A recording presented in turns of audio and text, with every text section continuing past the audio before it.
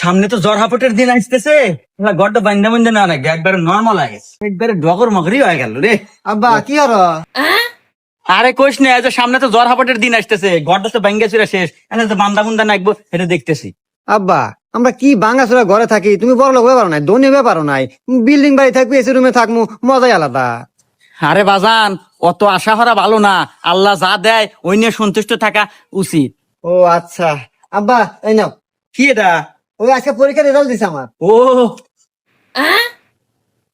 কিরে, তুই মাত্র 33 নাম্বার পায় টেনে টেনে পাস করছু। ইস, আমার কত আশা আছিল তুই ভালো হয়ে পড়াশোনা হয়ে এ প্লাস পাবো, আমার মুখ উজ্জ্বল হয়ে যাবো। আব্বা হনু, অত আশা করা ভালো না, আল্লাহ যা দেয় ওইটুকু নিয়ে সন্তুষ্ট থাকা উচিত।